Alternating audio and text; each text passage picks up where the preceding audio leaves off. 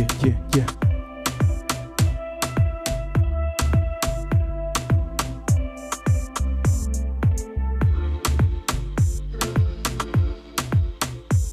Yo, what's up, guys?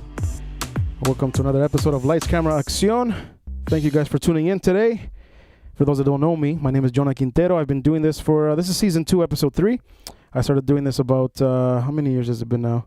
No, about a year and 4 months ago, but I stopped a little bit because I got really busy with work, doing shows, weddings, all that stuff, and I was missing it, and I decided to do it again because I believe that once you start something, you cannot stop. So I'm happy to be here again. I'm a little bit nervous, like always, because like you guys know, if it's the first time you guys are here, I'm doing everything. I'm controlling the stream, checking the levels with the monitor, with the microphones, making sure all the ads and everything are good to go. So that's why you get to see me moving around a lot. But thankfully, I have a guest. Sorry, not a guest, a co-host, a good friend of mine that I've known for maybe about a year now, or less than a year now, who is actually here with me this season to help me, I guess, bring a bit more depth and all that good stuff. So before we introduce the guest for tonight, I just want to let everybody know that this Saturday coming up, Oye Latinos as well, with another partner of ours, we're going to be giving away 50 jackets. So far, we've given away about almost 38. We've given away 12 jackets. We have 38 jackets left. We're doing this Saturday coming up. For those that need a jacket, obviously it's very cold here in Toronto, and I just want to start off by promoting this. So this is for this Saturday from 12 to 4. I'm going to be DJing. We're going to have Ecuadorian food selling outside. And again, like I said, if you guys know anyone that might need a jacket or just needs a little bit of help or stuff, please follow us on Oye Latinos. We have more information on there. Or if you want to message me personally, just you could message me here on the podcast page on Instagram or even on YouTube, and I'll make sure I get back to you guys. But anyways, back to me. Thank you guys for tuning in. Once again, this is Lights, Camera, Accion, episode number 2. Season number 2, episode 3. Could you tell that I'm nervous? This is what happens when you're trying to run everything. But anyways, thank you guys once again. And this next guest is somebody that I've known for many years. We kind of grew up together.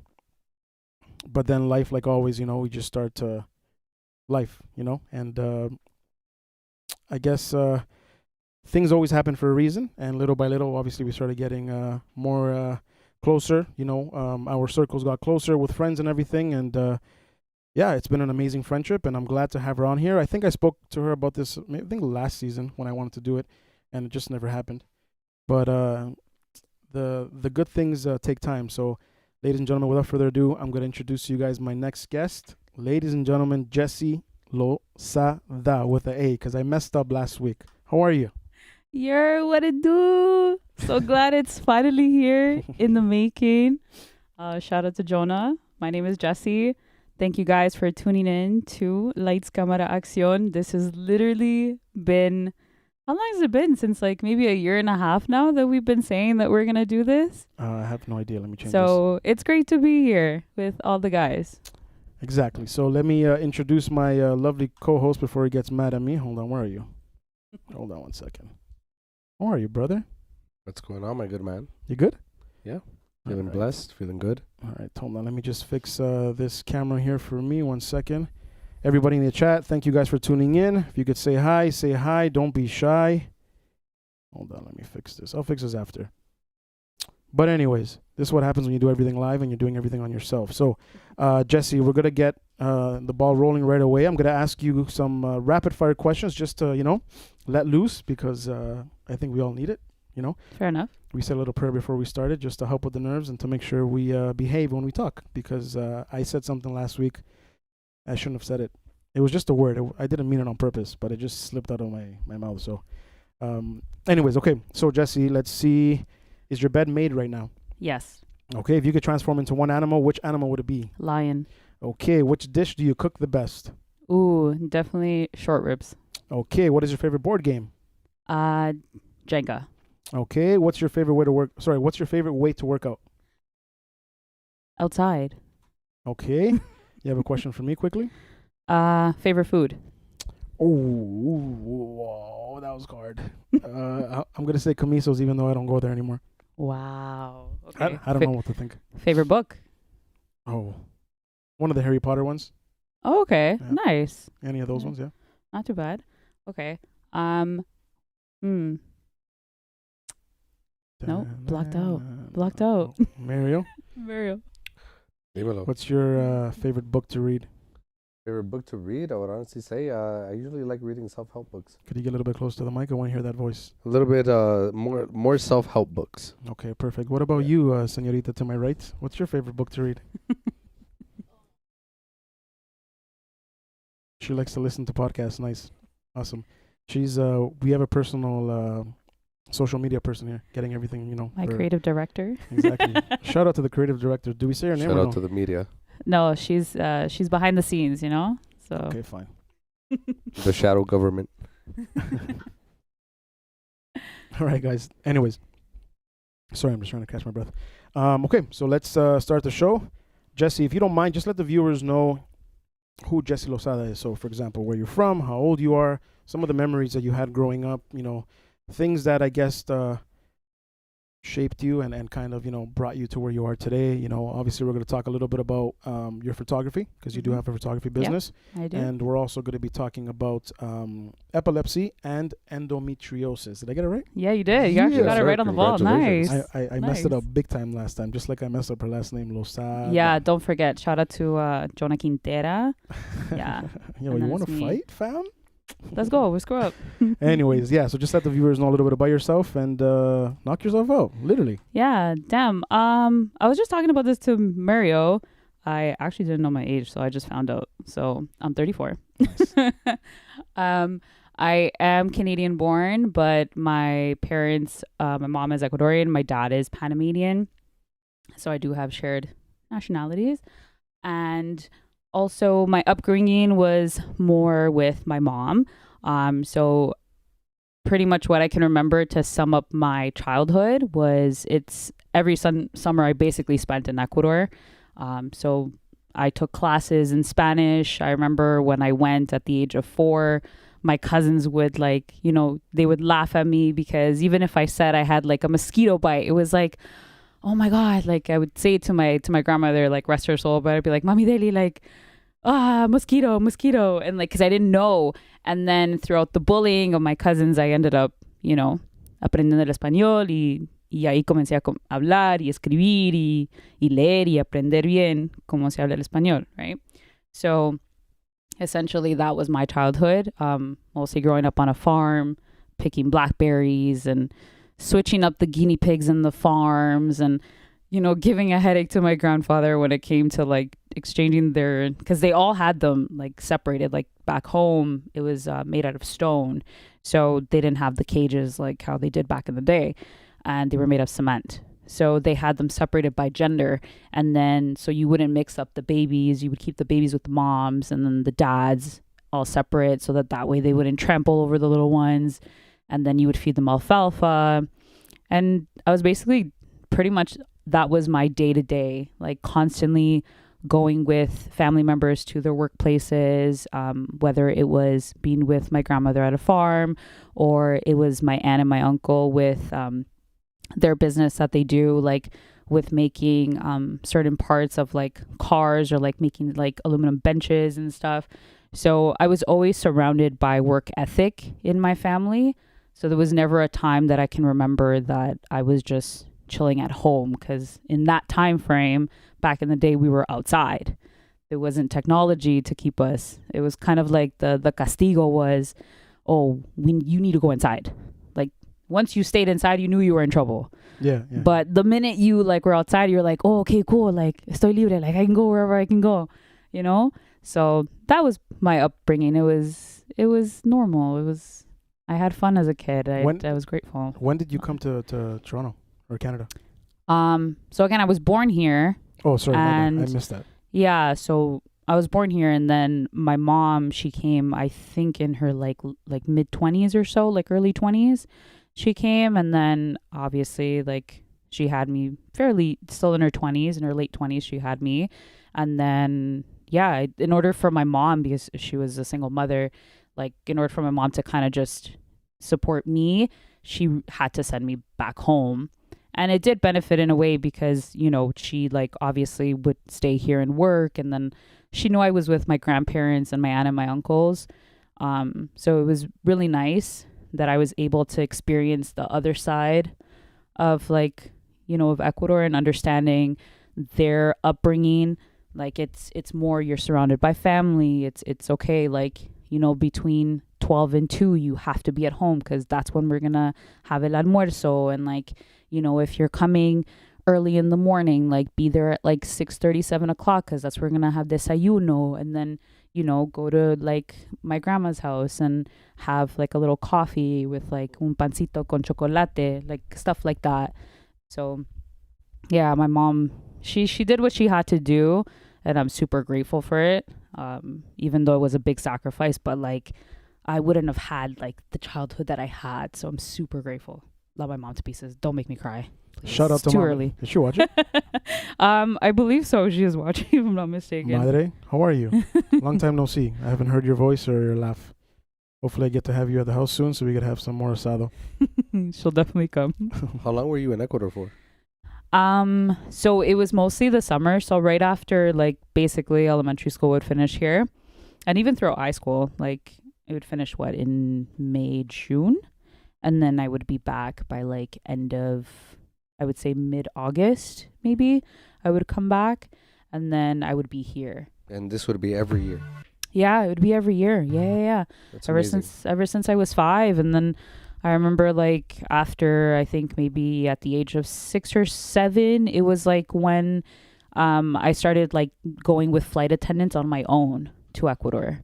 So like, cause back in the day it was, you know, you go with a flight attendant and the flight attendant takes you from point A to point B. Right. So like she would go all the way to Ecuador and then take me off. And then after it'd be a certain family member that would pick me up in Ecuador. So yeah.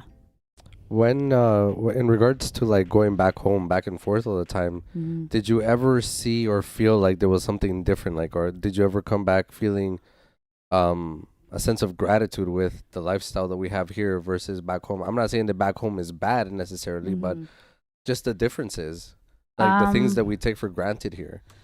I feel like 100% I did feel the difference because I would say for me, I think everyone in this room kind of knows, especially Jona and my creative director, know that I'm very like adaptive to any environment.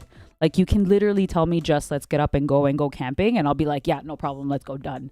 So like because I'm used to that, because my family is like that. So like growing up, I'm grateful for Toronto. Toronto has taught me a lot of stuff. It's a lot of work ethic. But the difference between that is that here it's, you know, myself and my mom, and then I also have my dad and my siblings here. But in Ecuador, I have my whole family, right? So over there it was like my grandparents and my aunts and my uncles and my cousins, right? So here in Toronto, I've adapted another family that I do consider like my family. I consider them like my cousins. I consider them like my aunt because they've raised me here in Toronto. They've made it feel like home.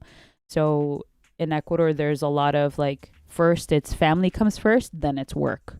So like there's no like set thing where it's like, no, we have to work, we have to do this. Like it's always, there's time for work, but there's still time for play. And there's still time for gathering. And the most important thing is to gather as a family.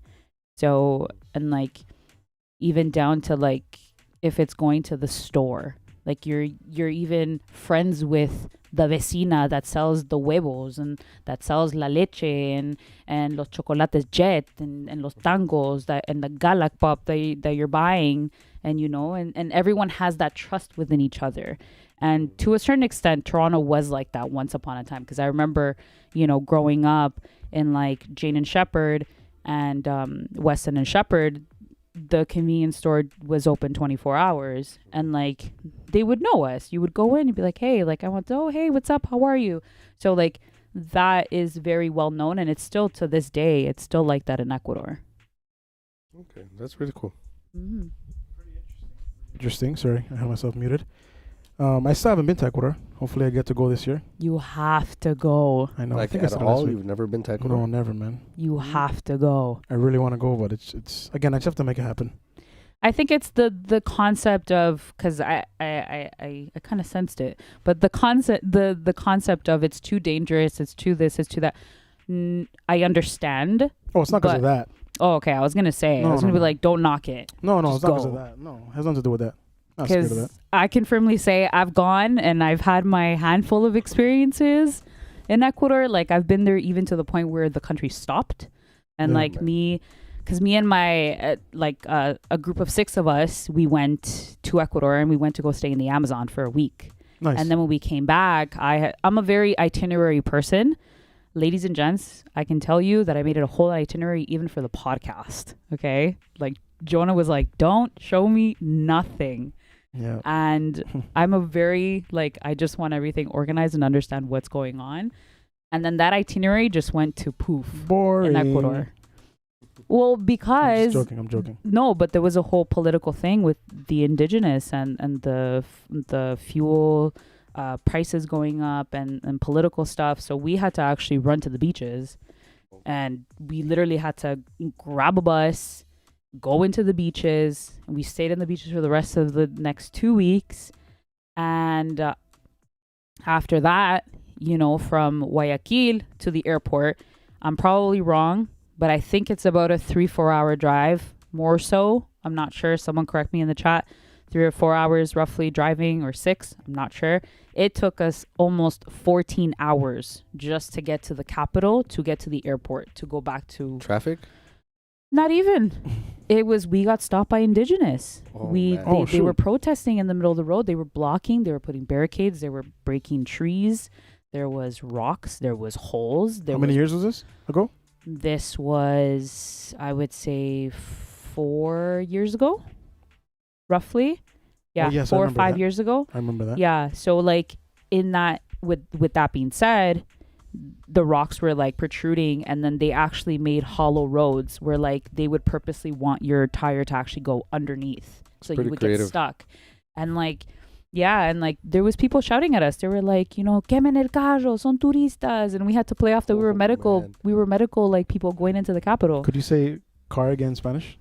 El carro. Oh, okay. I just wanted to hear the Ecuadorian. Ah, Sorry, okay. go ahead. El carro. Sorry, I had to do it. Anyways, But- yeah. But yeah, so there's a handful of experiences that I can say has humbled me. So like I think that I always recommend everyone to travel, because like Yeah. there's always something that every country is going to provide, and you can't buy, like, you just have to travel. Like it just gives you a totally different mindset and appreciation as to where you live, and appreciation to the things that people have, and what those people in that town or that country have, and how they treasure it so much, and the things that we actually take for granted, right? As much as clean water. Like you can easily, knock on wood, open the tap and drink your tap water and you're okay, right? Vice versa, back home, you can't really do that in certain rural areas like the Amazon. You have to drink like, la agua te salia and, drink it up, right? Yeah. Can you imagine if like everybody was just afraid to travel because they heard it was dangerous? Nobody would go to Mexico. Nobody would go anywhere, right? Nobody would go to Mexico, but here people are still traveling. Even today, like what's been happening down there, all of a sudden Air Canada and like a lot of other airlines, they started sending flights back to Puerto Vallarta. Yeah. It's You crazy because, like, look how bad it was 2 days ago and look now. Well, now it's totally fine, but that's why So they it's say. like, So they say. That's a whole nother topic. But anyways, shout out to everybody in the chat. Thank you guys for tuning in and for commenting. I know there's people watching but don't comment, and it's okay. We also have somebody from Guyana watching. Ooh, big up. Name is Moonchild. Thank you for tuning in. We have people from Panama as well. Who else did you say we had from here? we might have people from Panama, might have people from Ecuador, Edmonton, Saludos a la familia de New Panama York. y de Ecuador. My water people. My what do you say it again? What's the one you always say? Which one? Is that the one? Yeah, it was in New York. Dude, this girl has her. Yeah, well, never mind. I don't want to get into that. Anyways, so thank you for that little bio of yourself. I'm gonna ask another question. When you were younger, what did you want to be when you grew up? Funny you should ask that. I actually wanted to be a teacher. What kind of teacher? What age? So I was already, I think, 10 years old, and I remember like wanting to be a teacher. I was like, oh, this looks like fun, just standing in front of like a bunch of kids and, teaching them something about life or whatever the case may be. And then in grade 11, I think we used to do like the co-op program where you would essentially try, I guess, getting your hours and stuff like that. And I did my co-op hours at a kindergarten class at St. Bernard's. So, and oh man, I think that completely switched it for me. I was like, shout out to all the ECEs, the kindergarten teachers, to the grade 12 teachers, to university professors, because it's for me, I can't. That was a challenge to a huge extent. And I remember after that, I was like, yeah, maybe I'm not meant to be a teacher. But I still like teaching though. I like educating people. I like talking about topics, and so that helping people understand certain things. So that's what I enjoy to do. You give teacher vibes. Yeah, she does. She does. Definitely does. How old are you again? How old are you again? I don't know. How old am I, Jonah? Oh, I'm asking just to remind you that you're still young. Oh, I am. Yeah, so do it. Do what? Become a teacher. I mean, I can become a teacher right now. Huh? I can become a teacher right now. Yeah, like on the show or like? Oh, on the show, of course. Oh, okay, cool. Anyways, do you have a question for her or a question for me? Oh, actually, wait, before we continue. How's the volume, guys? In the chat, let us know, please, how the volume is. Is everything okay on the volume? I've noticed that there has not been no drops. That's awesome. So it worked. I was here till almost 2 a.m. yesterday trying to figure out why we kept having these dropouts. It looks like I figured it out. So thank you guys for being patient with me. But again, let me know in the chat if the volumes are good with the music and the microphones. And Mario, if you have a question for our lovely guest, go for it. Yeah, no, it's just with some of the best, I think, imagery that we see in the world comes from like very intense situations, right? In the sense of like you see National Geographic, like how the heck do these people get those type of shots? Or even those like time lapse of like plants growing and stuff. Like, how does somebody decide they want to get into that type of photography, or even going to places like imagine getting photographs in Iran right now? Like, is that something that you ever wanted to do? Like, get some of those like historical moments that sometimes could be dangerous, but like, are you into that? Is that somewhere you would like to go one day in your way of capturing the moment? In my way of capturing the moment, for me, I would say like that's more photojournalism. I feel like I give respect to those that do photojournalism a lot, because you are putting yourself on the line. And not only that, you're providing the information for your audience to stay, aware of the situations that are occurring, because there are people that live here that are not aware of the situations that are happening. And it's all thanks to photographers that put themselves on the line, just like healthcare workers. Like, they put themselves on the line to get these images in order to show us what's happening, and to keep everyone in tune, of these horrific things that are happening historically.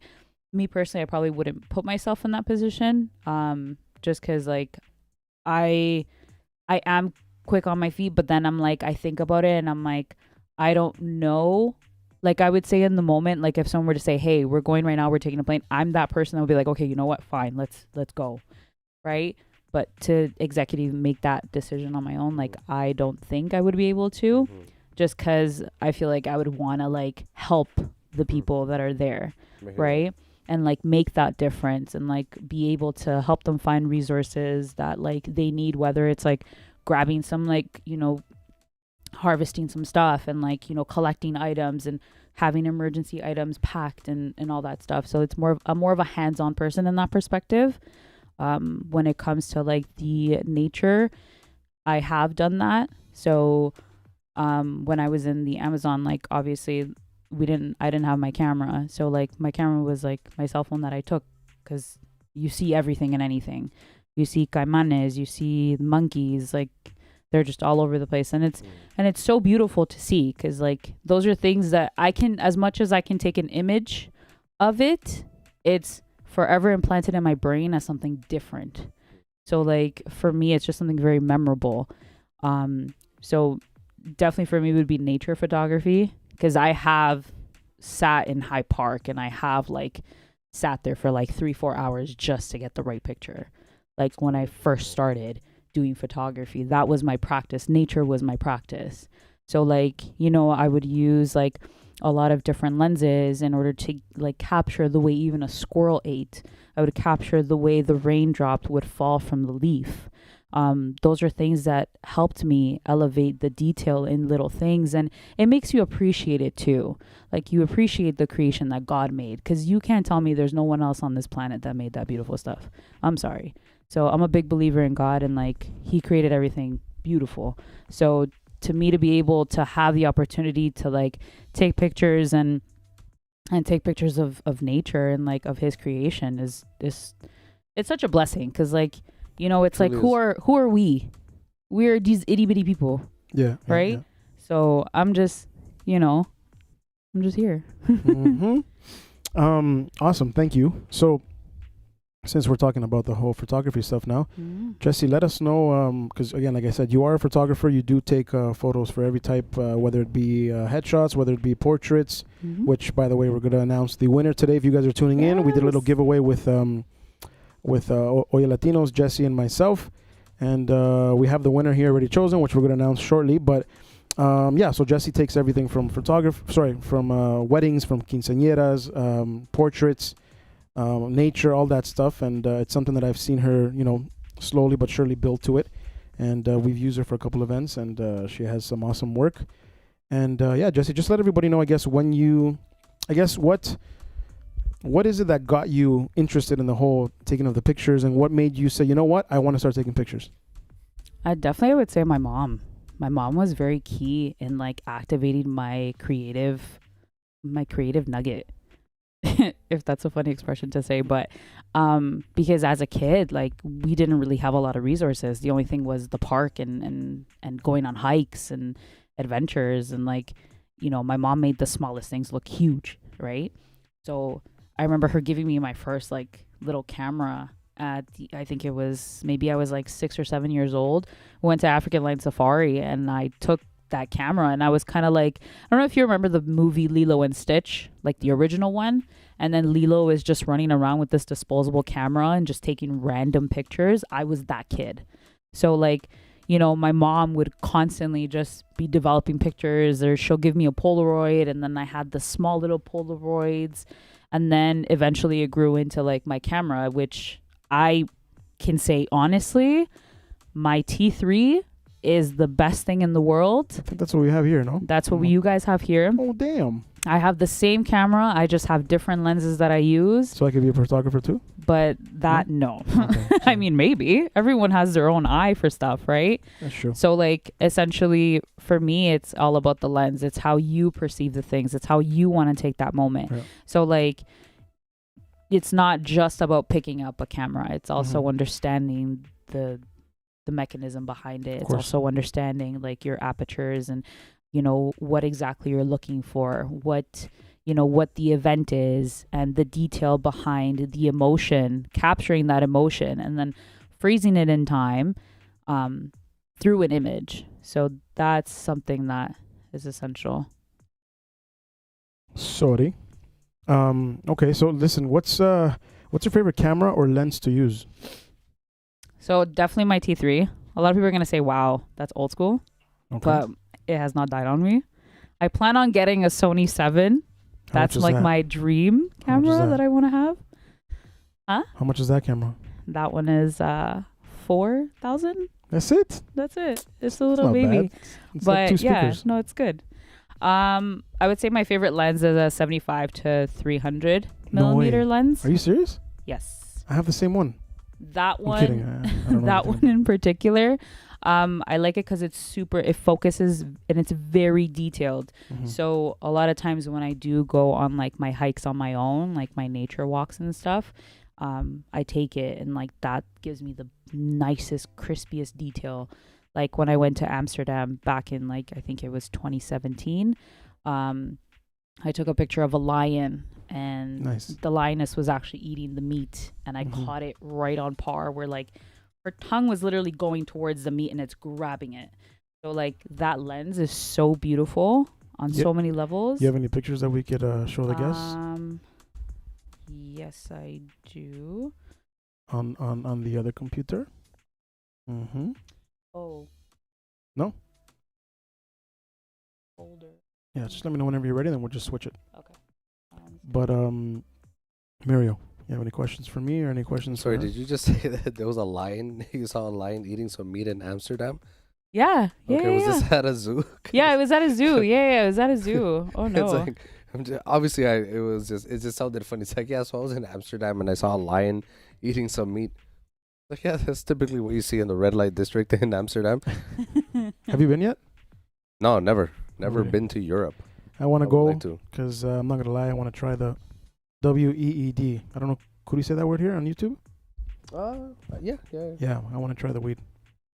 Yep.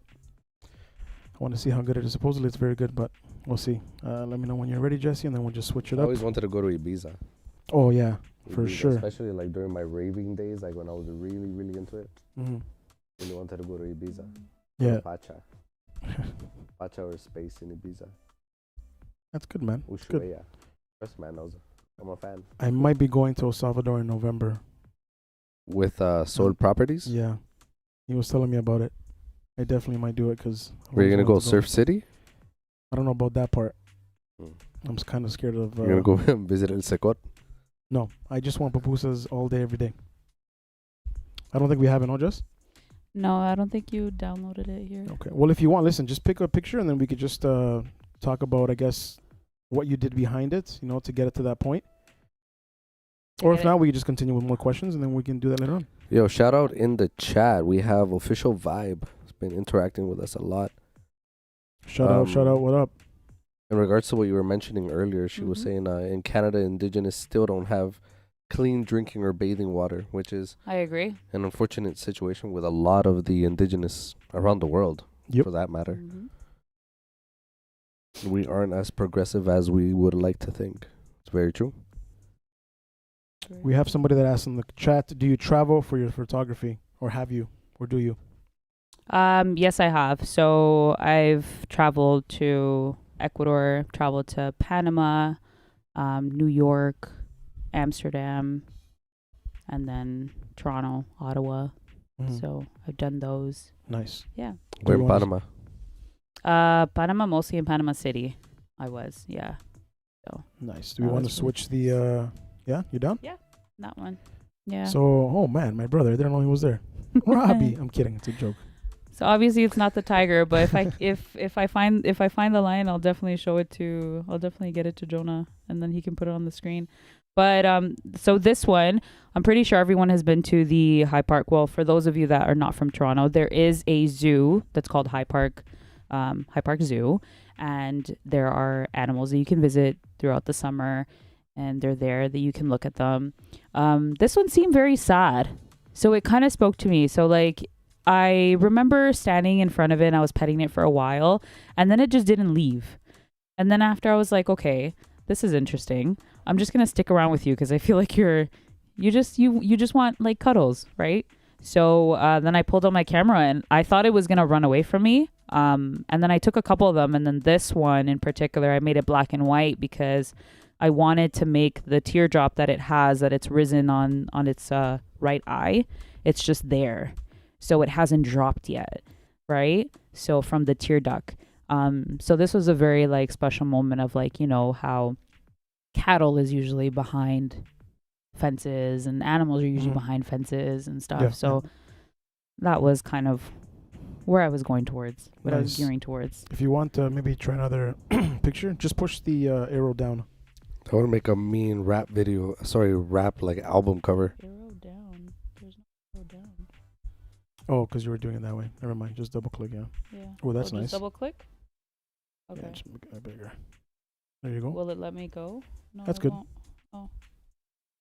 Okay. So when do you take this?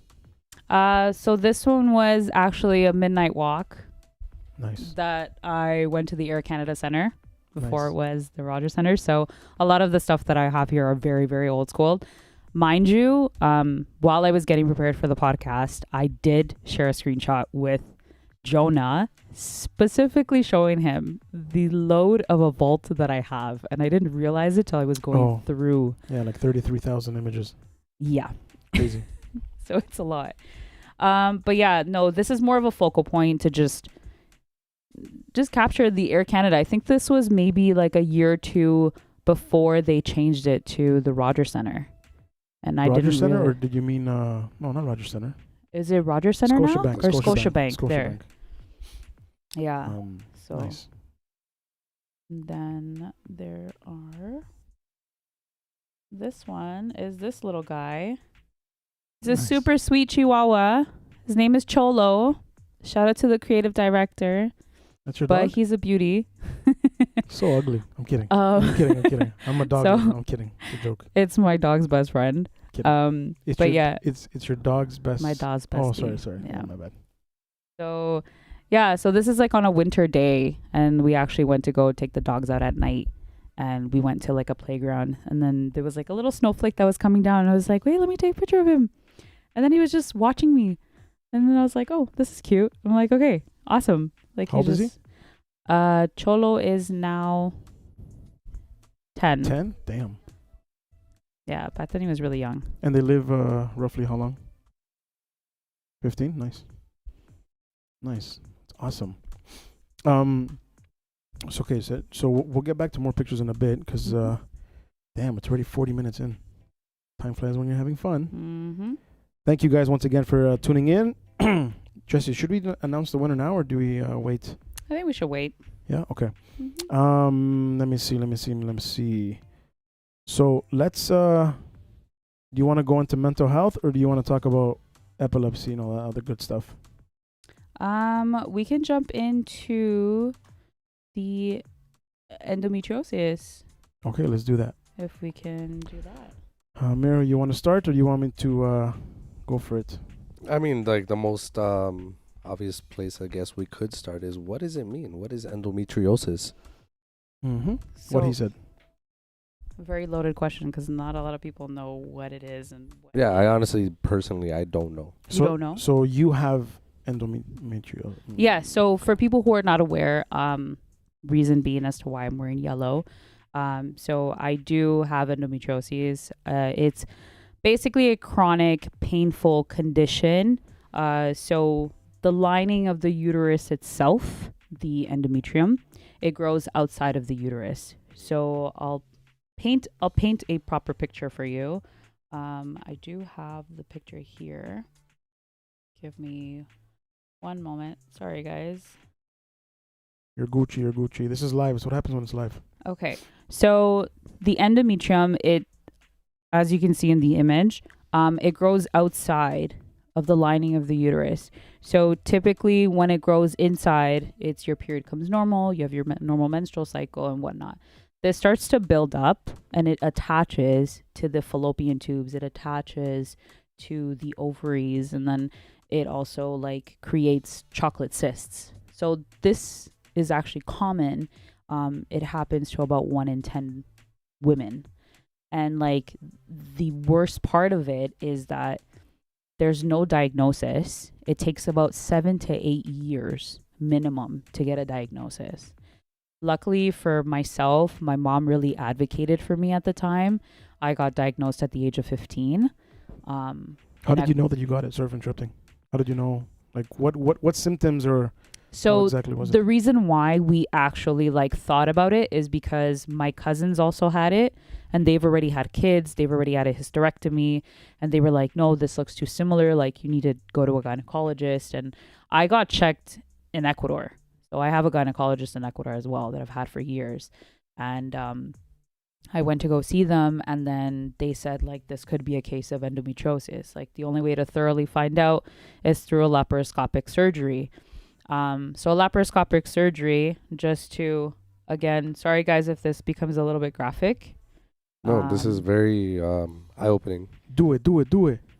It's not that graphic, but it's So a laparoscopic surgery is pretty much they just blow up the abdomen area. They blow it up with some CO2, and then they insert a camera and then some instruments, as you can see on the screen. And then this actually allows them to basically go in and then burn those lesions, right? Or excise them, depending on the growth of how they are. So like there are different types of cysts as well that women do get in their ovaries. There are some that are chocolate cysts that some of them do require to get removed surgically. There are others that inflate like balloons, like they're cysts, and they get them from time to time. And when they rupture, they hurt really bad. Like they have said the endometriosis and the menstrual cycle is equivalent to a heart attack. So the pain is very bad. Like I'm on a day-to-day basis, I'm usually like at like a solid, I would say 2 to 3. Over the years, I've learned to manage it. When I first got diagnosed, I was always taking Tylenol. When I was about 17, 18, I went into the hospital. Routine. I knew what was coming, the Tylenol 3. And when I took it, my body went into anaphylactic shock. So my body completely rejected the Tylenol. So then the doctors were like, okay, like we need to resort to something else in order to assist you with the pain. And then I remember them saying it's either we give you morphine, tramadol, those type of things to ease the pain. Or if you don't plan on having kids, just have a hysterectomy. And that's like the options that people get oftentimes when they have endometriosis. Like they don't really get different stuff, or they say, you know, you can go on birth control. The birth control does help to reduce the pain and also bring the cycle back to a regular cycle. Because with endometriosis, it's a surprise. Like, bestie wants to come when she wants to come, kind of thing. There's no regular. There's always irregular. So for me, you know, being constantly in also in the work that I do, I'm also a healthcare worker, and then being a photographer, I always need to be prepared because I do have endometriosis. So this sometimes impacts me, and like a lot of clients don't know. A lot of people didn't know because everyone sees me that I'm always up and down and I'm always doing stuff, but it's like I've already taken 2 Advils and I'm 400 or 800 milligrams in, but I'm still up and running, right? Because I've already accustomed and adjusted my body to that. So yeah, it affects 1 in 10 women, and it's very, very painful. And a lot of it's unfortunate that it's one of the diagnoses that are less funded and less researched. So there's not enough research that's happening with endometriosis. And I guess because there isn't so much funding and studies behind it, like, do you think that there's a very high chance of misdiagnosis? 100%. 100%. With the thing is, the characteristics of endometriosis also gives the characteristics of polycystic ovarian disorder, right? So PCOS is very common, and it gets confused with both, you know, and a lot of people don't see that even down to like the basic gastrointestinal effects that women have, that sometimes is a sign. It's an invisible sign. Or like you get fatigued very easily. A lot of women say, oh my, like it's nothing, but that is a silent like symptom of endometriosis, and a lot of people don't know that. So like they kind of brush it off as like I'm tired or I'm stressed or bloated. Exactly. So like, you know, endobelly comes into that, where it's where you have the inflammation of the belly and it's because of the pain. But like, you know, it's something that is very, very under researched. And now thanks to there's a lot of surgeons that are coming out of like New York City and Washington that have done studies. There are a couple of them that actually come to Canada, and they're advocating for endometriosis because like here itself, you're waiting maybe, in my personal opinion, again, I'm not a doctor, I'm speaking from experience, I've waited at least 1.5 years for a gynecology appointment. 1.5 years. And it's like I'm already someone that is experiencing and is already in it deep. right? So it's like you put yourself in the perspective of like, how is someone who, you know, doesn't know their diagnosis yet? And the only way to find out is through this surgery where you can thoroughly see exactly what is happening, right? So it's tough. It's really tough to deal with, but it's nothing that us women can't handle. Amen. We pride ourselves, and honestly, we are very strong in that perspective. God gave us that strength to push through and go through these pains. And unfortunately, it's like before, back in the day, if someone were to ask me like 10 years ago or like 12 years ago, like, how do you feel about it? I'd be like, oh, I hate it. Like, I dislike it. It stops me. There's days where I've called in sick or something like that, right? Or I haven't been able to go to school. It sucks. But like now I'm like, no, I need to speak on it because I need people to be more aware. There are people out there that don't know, you know, that maybe they have these symptoms, or maybe the symptoms I'm talking about kind of relates to them, and they're kind of like, is it not? Yeah. It's worth the visit to go to your gynecologist and get checked, right? What advice would you give to somebody who has it, or someone who just recently found out that they have it? Like, yeah. I would say something that really helped me was, one, understanding my body, advocating for myself, and then also ensuring that I had support around me. So both family, and also like, if you need to speak to someone professionally, do it. I'm very thankful for my therapist at Christy Hart's psychotherapy. They're amazing. They have helped me through a journey where, like, for years I was like, no, like, why me? Like, why me? Right? So talking about it really helped me understand it and really gave me that peace of mind. And then, you know, in regards to like feeling pain or anything like that, always have your heating pad, Advil. I've even tried like cabbage. So there's an old remedy from back home that my grandma used to do, and my mom, they would put cabbage because cabbage is an anti-inflammatory, right? Really, So, I didn't know that. yeah, so back home we believe a lot in the herbs, and like it works. That stuff works. Like drinking even tea of anise, the little star, whenever like I feel like bloated or I feel like inflammation, it helps me. Like from experience, it helps me. So like the cabbage, I will die hard on that. It has helped to the extreme because you put it nice and cold and that thing is coming out hot. It's helped me a lot. So Awesome. yeah. May I ask? I don't know if you would know this, but does endometriosis affect like Latino women, Black women, like more than white women? Like, do you know of any of those specific statistics? It affects all races. Yeah. It doesn't matter age. It doesn't matter. It could be genetics. It affects everyone and anybody. Mm-hmm. So this is something that is so under researched and underfunded that like anyone can get it. So like there's no here or there. Right? Is it covered by OHIP? Do you know? So the gynecology appointment, yes, obviously if you do your pap smear, if you do the laparoscopic surgery, it is covered under OHIP. Yeah, like the only thing that I would feel, I don't know too much of this, but I know of, and I've heard of people that have done IVF, they've done fertility. I know that the government does cover a certain extent if you do have like a certain condition.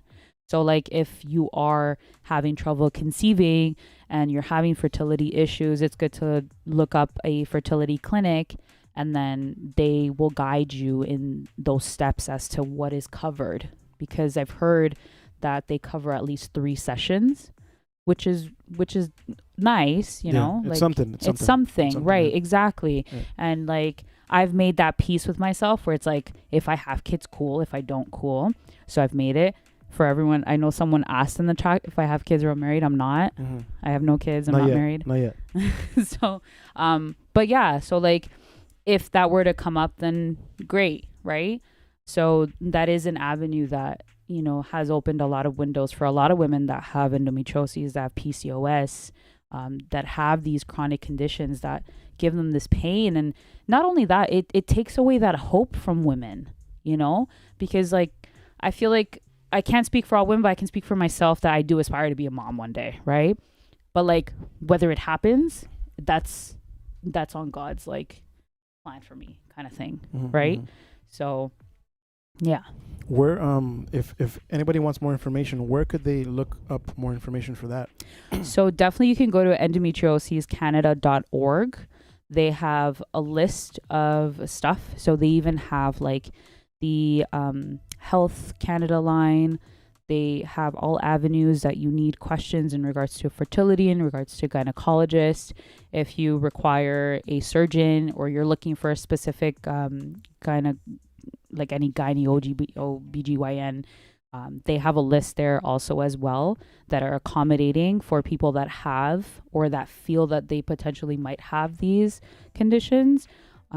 You have someone that you're able to speak to. Nice. Awesome. Okay, so we're going to do the giveaway. But before we do the giveaway, I want to just remind everybody of this event happening this Saturday. Now that I'm a bit more relaxed, I could actually speak properly. So, Oye Latinos with our partner ECAN, we're going to be doing a Warm Hearts jacket drive for those that might need it. We have a lot of people that obviously are less fortunate. So we're trying to give back to the community and everything. We have donated 50 jackets. I think right now we're at 38, like I mentioned before. And this event is this Saturday from 12 to 4 p.m. at the Bloor Flea Market. And I'm going to be playing some music. We're going to be live to air. And also we're going to have Ecuadorian food being sold outside in the food truck from 593. Very good food. I haven't tried it yet, but I've been seeing a lot of reposts and all that stuff. So once again, guys, this Saturday from 12 to 4 at the Bloor Flea Market, we're going to be donating 50 jackets, 38 left. And this event is called Warm Hearts Jacket Drive. It's something that we want to start doing every year. We're also thinking about doing an actual clothing drive and probably food drive. We have the Plaza Latino that's already agreed to it. So we're going to be doing that stuff hopefully within the next month or so. But in the meantime, again, if you guys know anybody that might be needing a little bit of help, you know, whether it be with jackets and stuff like that, please let us know. Either message me personally, message us on Oye Latinos, or just come here on Saturday. Once again, it's at Bloor Flea Market, 1303 Bloor Street West from 12 to 4. Live music. We're going to have also, if you guys want to buy clothing, we're going to have that stuff at a very discounted price. I think it's going by the pound. That's how they do it over there. And like I said, we're going to have Ecuadorian food, some very good food. And yeah, so without further ado, before we do the giveaway, Jessy, let's just let everybody know. So we did a giveaway once again with Oye Latinos, Jessy, and myself. And the person that wins, it's worth $300, right? It's 1 hour professional photography. It's either we're either going to give we're going to give the winner the option of either choosing a photo shoot with her and her family or their family or their business, right? So Jess, if you want to add to that. Yeah, so definitely either your family, if you want to do family portraits, more than welcome. Or if you wanted something that's more designated to your business and you want to take the opportunity to expand your business in a professional way with a picture, with a bunch of pictures, more than welcome to. Again, to the winner, like once we reveal that, obviously we'll have a chat. I'll give you a ring and we'll actually have a FaceTime conversation and talk about like what the plan and the execution is and what day. And then we'll go from there. Wicked. So you guys ready to find out who it is? Yeah.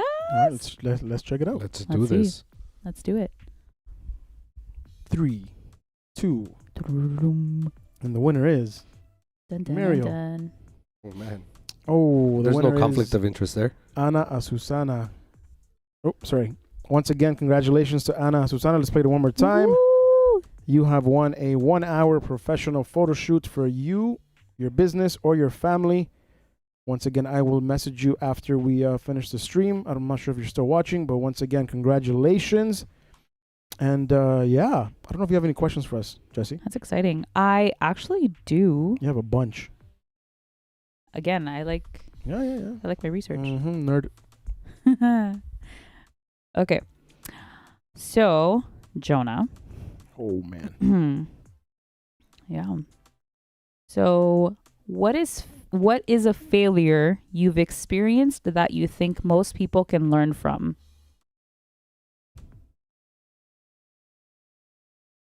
Could you You ask hear that the one more time? crickets? Could you ask one more time? What is a failure you've experienced that you think most people can learn from? The first one that pops up in my head, I would say a relationship, because it's something that I think many of us fail a couple of times until we get to where we want to get. Mm-hmm. I would say that one because again, you meet people that mean the world to you, but sometimes it doesn't mean that it's going to work out because you guys don't meet at the right time. Mm-hmm. I know one of my biggest, my longest relationship, I guess one of my most meaningful ones. We were two people that knew each other for many, many years. Loved each other deeply. But I believe after all these years that we haven't been together, I just believe that, we met at a time where we weren't ready, to settle down. And I made my mistakes. She made her mistakes. But I would say that one, because that's something that everyone's going to step and go through at least once in their life. And that's something that I believe is necessary because it shapes you into the person that you are today. You know what I mean? I'm not gonna make the mistakes that I made back then, even though we will make mistakes. And again, for those that don't obviously know the podcast too much, I've always spoken very honestly and truthfully about these things, you know what I mean? And sometimes when we have a lot of trauma, we carry that onto our relationships, and that hurts. And sometimes it takes a while for us to realize what's causing it, And one thing that I could say, these last it's been almost 6 years now that I haven't been in a relationship. I'm a firm believer as well that you need to be alone in order for you to grow, especially after relationships and stuff. It's very difficult to be with people, but it's even more difficult to be alone. And not just because there's temptations and stuff, but it's like we all have our battles within, the demons that we battle within. For someone like myself who's been in the music industry for many years, that was my form of escaping, whether it be going to DJ, going to drink and drive, sleeping around because I thought that was normal because of my surroundings. Sorry for veering off, but I just wanted to give a bit more context. So I would say the relationship part of it. It's something that is crucial. It's something that, unfortunately, a lot of people, when they go through those hard moments, stay stuck in that, I guess, in that feeling or that mindset, and it's very scary. You know what I mean? So I would say that one because that's something that we all have to go through. Oh, 100%. I agree. Thank you. Good question. Thank you. You have another question? That was deep. You want to ask Mario a question or me? Of course. Go for it. Okay. Mario, if you could meet any historic figure, who would it be and why? Nice. Oof. You know what? Closer to the mic, please.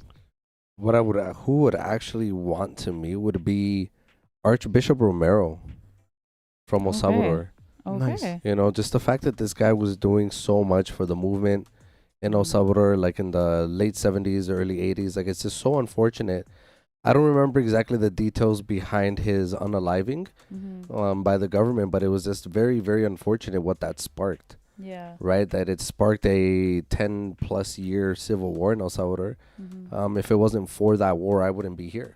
Right, I was born in during the war at that time. Right, I'm aging myself. If y'all know your history there, but yeah, it's Archbishop Romero, and it's actually quite interesting that the radio station where I work out on Wednesdays for Latin Beats TO with William Dinero, shout out. They actually have a statue of Archbishop Romero outside of the church.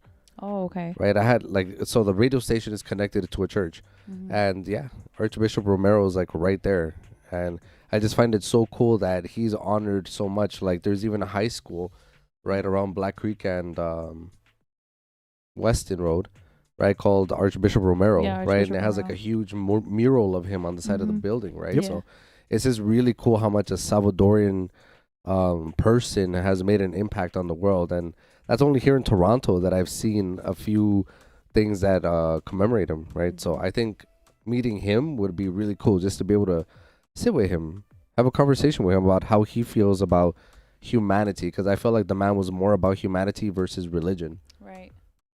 Oh, that's a good one. Really good question. Jesse, I'm going to ask you a question. Let me see. Here we go. What's been one of the most memorable moments in your life so far? Wow. I think definitely most memorable moments in my life would be the day I graduated from my program. Which was? personal support worker. Oh yeah, I forgot you're one of those too. It's Yeah. cool. Wear so many hats. Yes. I'm also a medical office administrator. So. Damn. But yeah, I remember those 2 years was intense with health sciences and that, because everyone, well, mostly Jona and my creative director know I worked 2 jobs, and then I also even did my photo shoots on the side, and I still found time to, like, you know, even crack and say hi and like do something. So yeah, when I tell you the lack of sleep was there, it was firmly there, and I'm so grateful to where I am that I can get my thorough amount of sleep. Well, Jessy, if I'm pretty sure people have told you already, but I'm proud of you. You're what do you call it again? Her director, your director? My creative director. She's so proud of you. She's crying right now as you speak. No, I'm kidding. She's not crying. But no, it's. I asked that question because again, it's especially with the example you gave. You know, school is something that I think, especially with Latino parents, it's very, since we're young, you got to study something. You got to study something. You know, and sometimes it happens to many people. We get pushed or I don't want to say forced, but we're expected to be a certain person or study a certain thing because our parents push us to do it, and sometimes we don't make the right choices when it comes to choosing the career that we want. You know, and sometimes, I don't want to say it, but some people spend all the money, all the time, all the long nights and everything, and they don't end up doing anything with it because it's not something they want. Right. So obviously this is something you want to do, and something that it shows that you want to do it because you're so good at it. So I'm just telling you, I'm giving you your flowers. So I am proud of you as your friend, as someone that has known you for a couple of years. So keep at it. Thank you so much. Don't cry. I appreciate it. No, I won't cry. Someone said they're proud of you. Hold on. Ernesto said, I'm proud of you too. Me or her? Thank you. Thank you. Right, shout out to everybody in the chat. Thank you guys for tuning in. Once again, if this is your first time tuning in, this is season 2, episode 3, with my lovely guest Jessy Lozada with an A, and my co-host Super Mario. You know what's crazy? Transitioning into the next topic is, a lot of people probably don't know this, but in the course of my time when I was in school, actually for my medical program, I was diagnosed with epilepsy. So that was like the major challenge in mixing of everything and anything that you could think of. Yeah. You want to get into that? Yeah, we can. All right, let's do that. My niece is probably not watching. She's only 3 years old. Okay. But she has epilepsy, so it's something that I even told my sister today. I'm like, Diana, well, she's at work right now, but I know my mom's watching, and I know my dad is watching, and probably my brother-in-law and my our roommate and stuff. So it's something that obviously when we experienced it, if I'll talk about it quickly, but I remember I was coming home from a gig, and it was 12:30. I remember I ordered Uber Eats, and I just got my food, and I sat on the sofa, and I was about to eat, and then I just heard chaos upstairs because I live in the basement. And when I went upstairs, everybody was just going crazy, running back and forth, and my dad's holding my niece, and my dad's obviously getting emotional. I'm gonna get emotional now, but holding my niece the way he was holding her, I kept telling my dad, I'm like, "Pa, lift her up," because her head was her head was in his chest, and we tried, and every time we tried, her head kept going down, you know, and it was a scary moment, but that was the day that we found out that she has epilepsy. She ended up having, I think, 4 or 5 episodes that same night, and it was it's been an interesting journey because this is not the first time that she has been to the hospital. We've had to rush her with the ambulance a couple of times, so this is another reason why I wanted to have you on the show, and you know, not just for me or for the viewers and stuff, but it's good that, you know, we have people that talk about it, and this is something that I want to do on the show. This is not just about, you know, having people just to come and talk. I want things that matter, things that mean something, and especially have those conversations and ask those questions that people sometimes don't want to ask, because it is sometimes frowned upon to open up about the things that happen at home. But I believe that we need to speak, you know what I mean, even if our voice shakes. So Jessy, go ahead. Yeah, so a little bit about that. So again, going back to, I was working 2 jobs, and I was also going to school, and I was getting ready for work. Same thing. I was by myself. I actually had to drive that day. I think I remember I like called you in the night, and I told you, I was like, dude, this happened. There is going to be I don't know how long, about maybe 20 seconds to like a minute of my life that I will never ever understand what transpired. But I remember waking up and I had a bruise on my head. I had bit my tongue because Oh, I remember now. yeah, You, I had bit you my were in the tongue. shower and you fell. I wasn't after even the in the shower. I was getting out, Getting out. Yeah. and I was getting ready for work. And I had bit my tongue. I had hit my knee so hard, like my shin. My whole left side was just completely like, it looked like someone battered me like on the left side. And I remember immediately my instant reaction was, okay, I need to go to the hospital because I don't recall. I blacked out. Something's going on. And I went, and the physician was like, yeah, you basically had a seizure, because they did an EMG. So they basically connect all these wires and they do the testing. And then they also put you through a CT scan to see if there's anything else neurologically happening in your brain at the moment that they can capture. And then right in then, poof, my life changed. Because before I was driving around, you How old know. were you? Huh? How old were you when it happened again? I was diagnosed. Because I don't remember how long ago it was. That was like 4 years ago. Damn. 4 years ago, yeah. And I remember, like, you know, just every day, the little things we take for granted. Driving. In that moment, the physician said, hey, do you drive? And I was like, yeah. She was like, oh, well, now you don't. And I was like, excuse me? What are you talking about? And then she literally gave me a paper that said that I no longer can drive. And I was literally discarded from driving, because once you have a seizure, they take you off the road because they don't want that to happen again, right? Because they don't know if, like, you're going to have another episode. And God forbid, you know, it's on a street and you're driving and then you encounter that, right? So to prevent that, they revoke your license for a certain amount of time.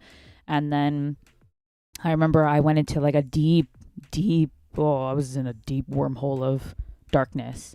So I was sad, I was depressed, I was mad, I was angry, I was questioning as to why, what was happening.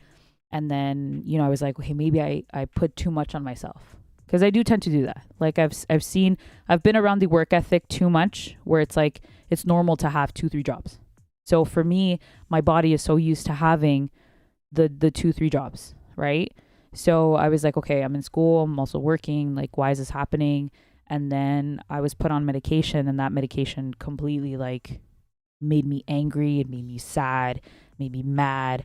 I remember I canceled a couple of times on Jona, even on my creative director, and I was like, I don't feel good, like, I don't want to go anywhere, leave me alone. And then it got to a point where, like, you know, I ended up having to seek therapy, because I was like, okay, I'm not okay, right? So then over the course of a couple months, I like started going to therapy. I started also going to my neurologist, and my life changed from 1 minute to a moment. I was going to sleep at 2 a.m, waking up at 8 a.m, getting ready for work, all dandy and fine. And now all of a sudden it's like I have to take a medication at 7 p.m, make sure I get 6 to 8 hours of sleep. You take the pill today? So I'm going to get to that. Okay, sorry.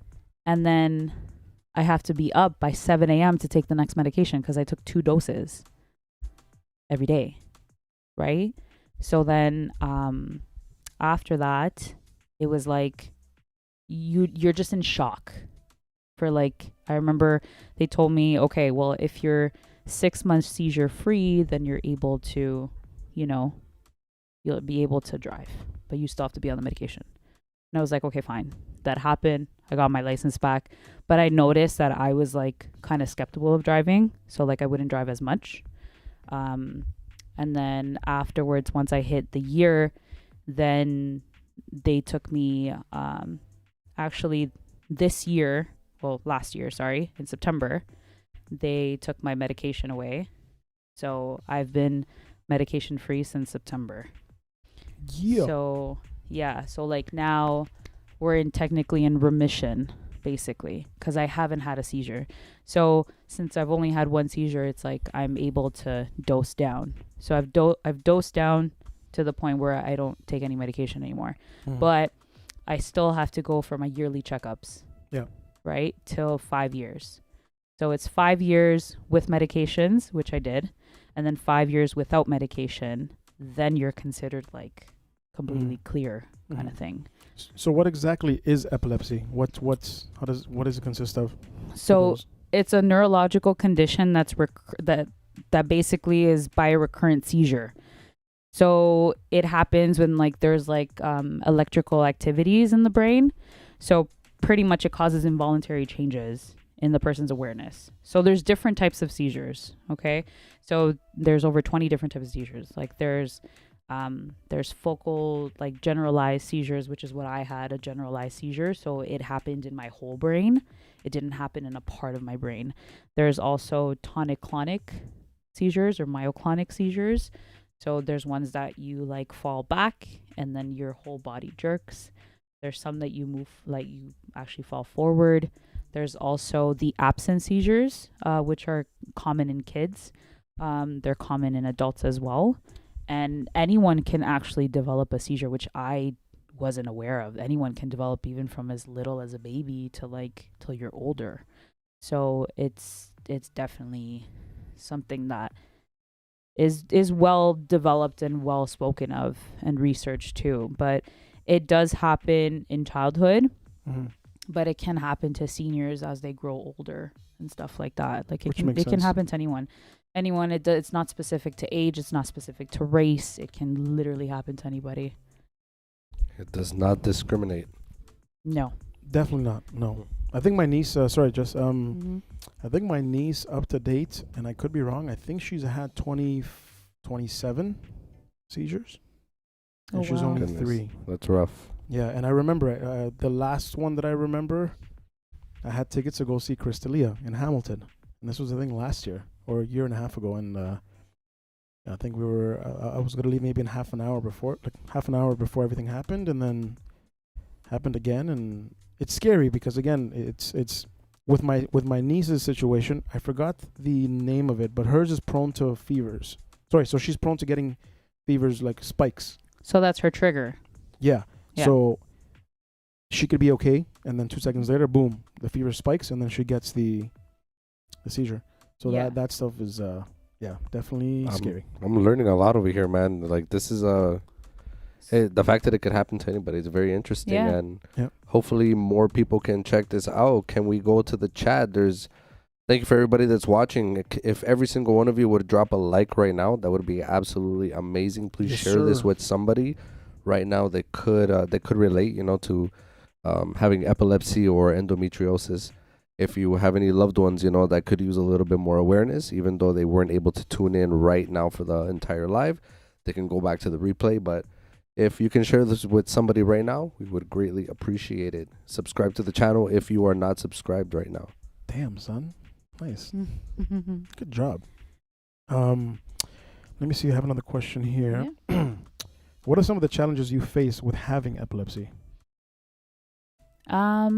Definitely the biggest challenge for me would be like a trigger for me for my epilepsy is sleep.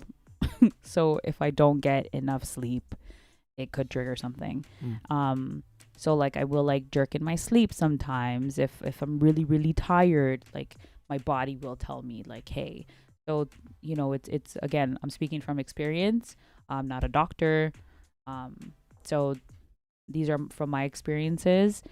And so my trigger is sleep. So like I require at least 6 to 7 hours of sleep in order for me to like be okay. So oftentimes when I have like a photo shoot gig that's like, it's going to run a little bit late, I do take advantage and like I get like an hour or 2 hours sleep before the gig, and then I get ready and I go kind of thing. So for me, it's like I think that's why I'm very itinerary oriented, because I've had to like literally flip the switch in my life in less than like, all the habits that I had growing up, like staying out late and only getting 4 hours of sleep and all this stuff, right? Good old days. The good old days, right? Those are not so good old for me. So I can't do those, unfortunately, right? So I have to get my allotted time to sleep so that my body kind of just regroups. Right, go ahead.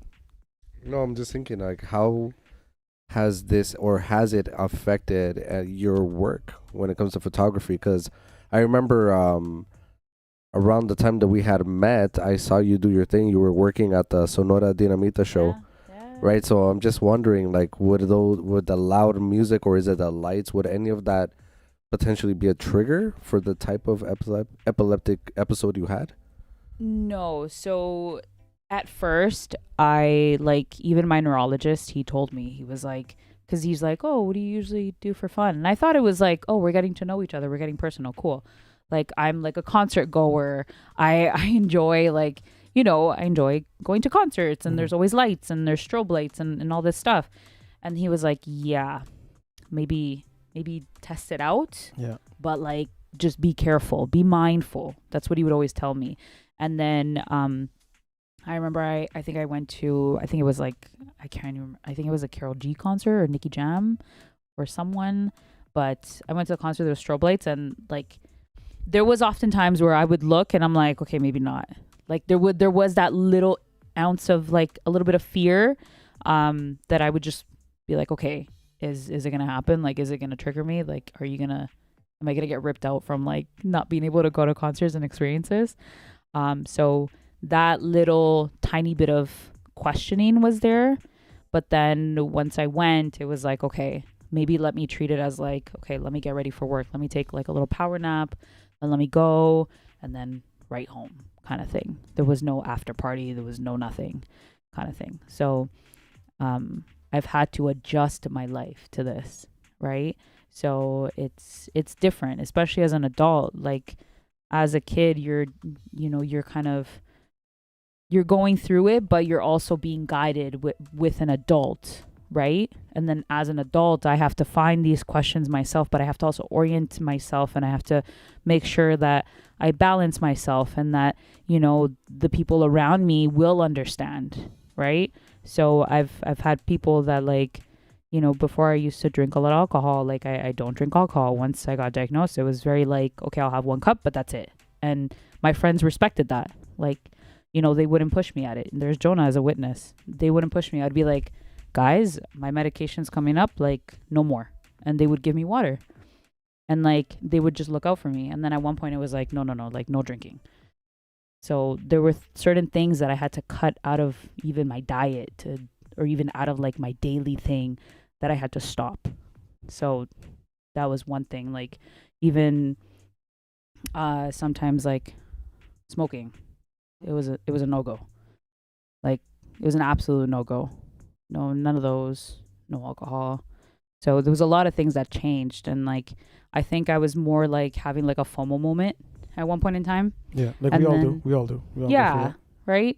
But then I realized, I was like, why am I having FOMO? I don't need that stuff to be who I am. Like, everyone loves me the way I am. So it's like, I don't need alcohol. I don't need any of this stuff to be myself. Like, I am myself. I am who I am. Like, it's fine. Like, people accepted me at the end of the day. And there was only a few people that knew that I had epilepsy. There's actually some people on the live that had no idea. Well, now they know.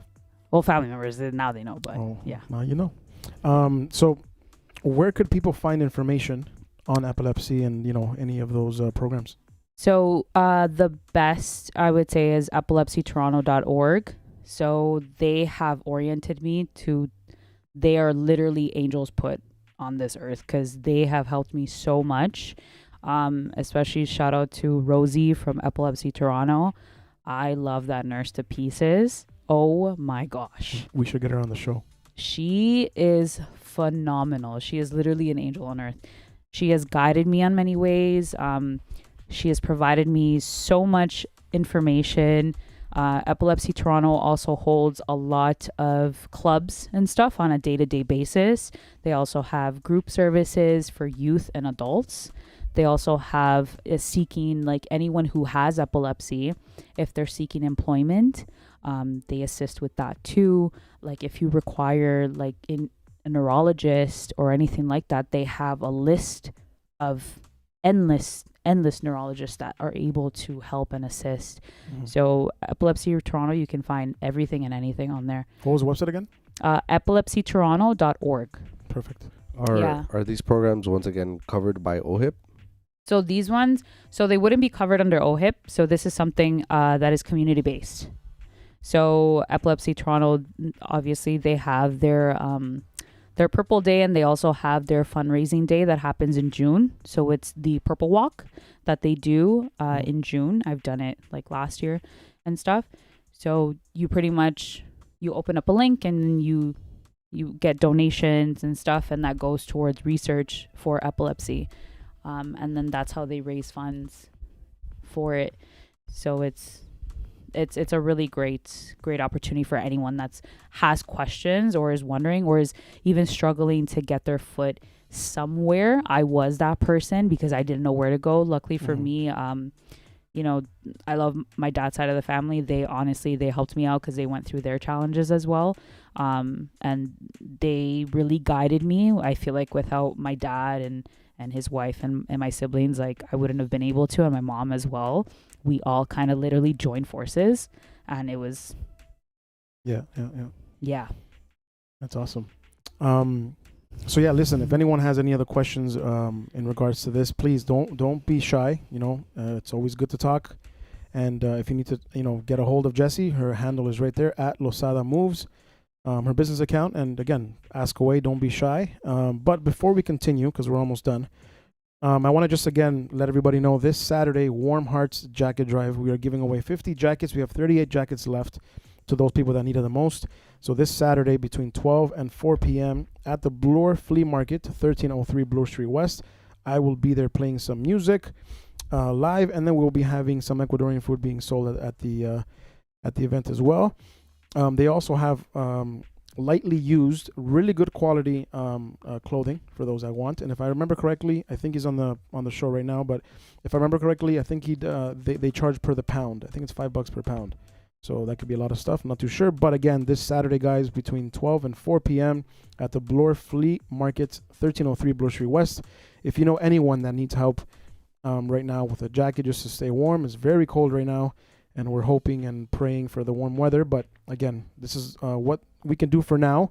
Like I mentioned before, we are going to be doing a food and clothing drive within the next month or so. And yeah, so Jessy, we're going to switch it up now. Do you have another question for us before we switch it up? I do have one question. Go for it. Okay. What's your life philosophy? Oh, ask this guy first. No, I asked you. Oh man. Again, these I've been asked questions like this since I started doing the podcast, and it's crazy in a good way because as you grow, those responses change. So I would say my philosophy now, man, just do good, do things with good intention, and one thing I was raised was just turn the other cheek. As difficult as it is, you know, sometimes things happen to us, and the most difficult part is to stay in character and not allow the situation to get you out of character, which sometimes could lead to other things. Not that I'm an aggressive person. I've never been an aggressive person, and Jessy knows this. But I would say, yeah, just be kind and do things with intention. I don't know if that answered the question, but yeah. That was valid. I'm going to ask you in like 3 months from now, okay? Sure. I don't know if Mario, you have a question for Mario? Do you guys have I did. Question? Mario. I'm actually, I feel like this question, I'm like, Dímelo. How do you practice mindfulness? Oh, nice. Well, thank you. I appreciate that. For me, I practice it. Obviously, I practice my faith. I've embraced my Christian faith a lot more lately. I definitely spend a lot more time than I used to in prayer. And for those of you listening, like one thing I read recently is God doesn't need like long, lengthy prayers, Like I think it was in in Ecclesiastes that I read. Don't talk too much when you're talking to God. Like it doesn't want you to ramble. Mean what you say. Sometimes you just gotta. It doesn't have to be a lengthy prayer. Just mean what you say.